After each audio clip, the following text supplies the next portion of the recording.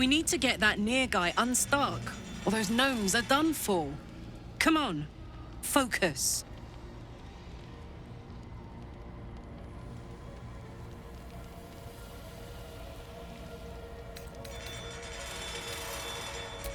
We were both part of Zariel's inner circle. Her by choice, me by force. In the grand scheme of things, I'm inconsequential to Zariel. Sure, I've got the engine, but I wasn't even her strongest fighter. But she favored me like a child favors a captive pet. Mizora envied the attention, I suppose. I'm sure when Zariel gave her the order to hunt me down, Mizora was delighted.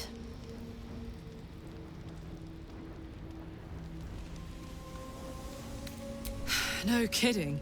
The fighting, the chaos, the betrayal. It had the makings of a good stage show, but I did not want to be one of the players. I don't know. You'd think she'd have more important things to do. Devils and their pride.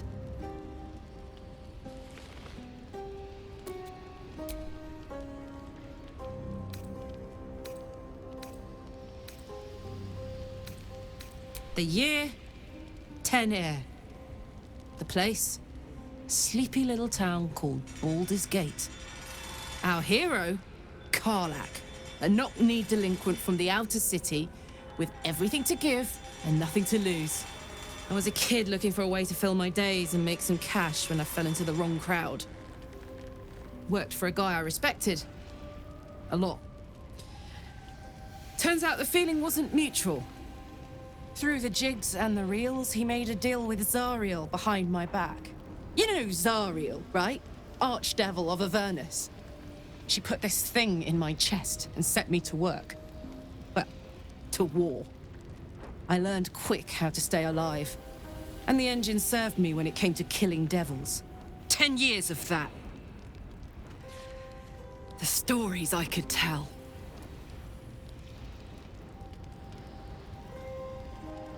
Guy named Gortash. Politician. Inventor. One of these wheeler-dealer types who seems to have a finger in every pie. I guess I was naive to think everything he got up to was above board. What did I know? I saw a job. A good job. With people I liked. Doing work I was good at. Sometimes I'm jealous of that girl. Ugh, to feel so invincible again.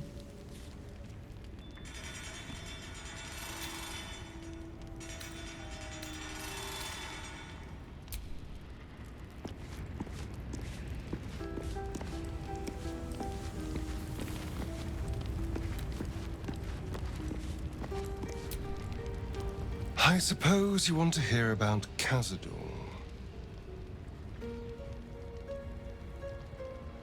My old master.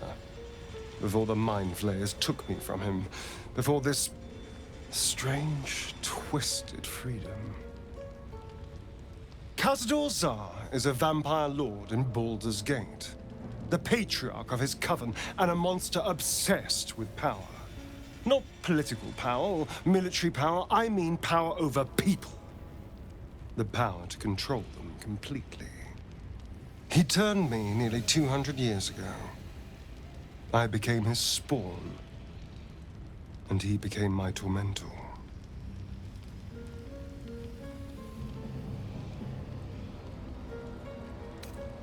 He had me go out into Baldur's Gate to fetch him the most beautiful souls I could find. It was a fun little ritual of his. I'd bring them back, and he'd ask if I wanted to dine with him. And if I said yes, he'd serve me a dead, putrid rat.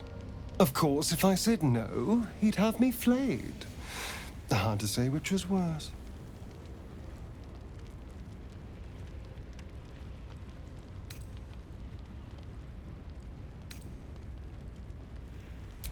Thank you.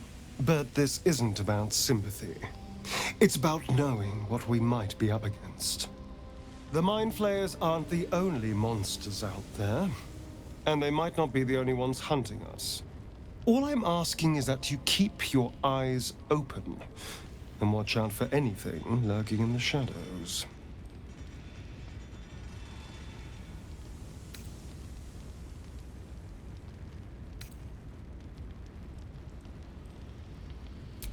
What more could I ask? Now, is that all?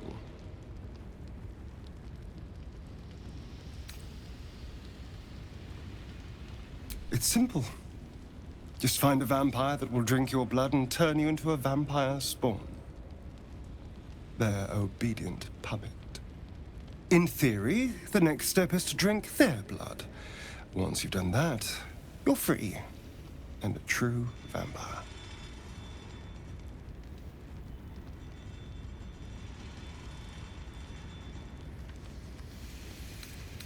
Free and a true vampire, capable of creating my own coven. Yes. Although, I'd settle for just killing the bastard.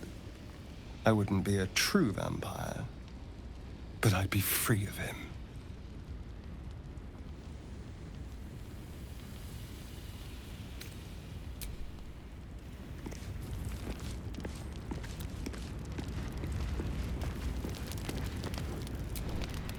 What's on your mind?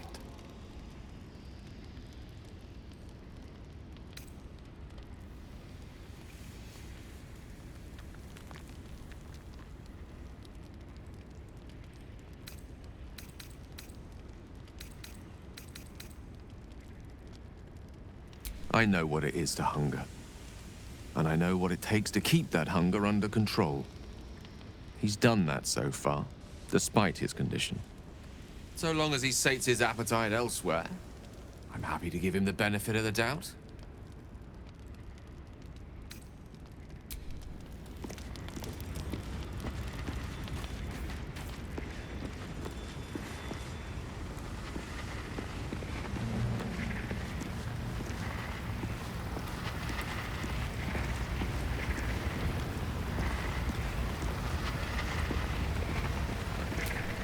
Fate spins along as it should.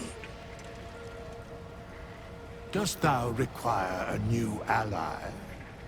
Or mayhaps a resurrection instead?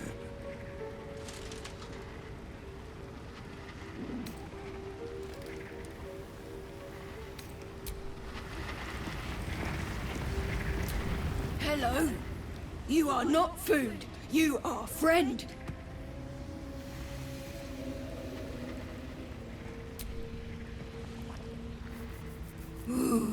More.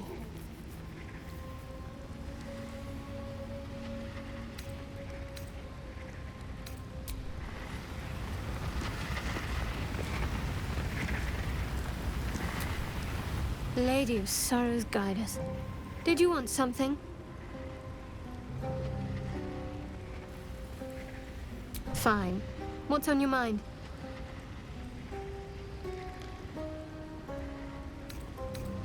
I don't think I've ever had a confidant quite like you. And if I have, I can't remember them. After all, what I shared with you about my past, about being saved from the wolf, that is not something I would normally even dream of sharing.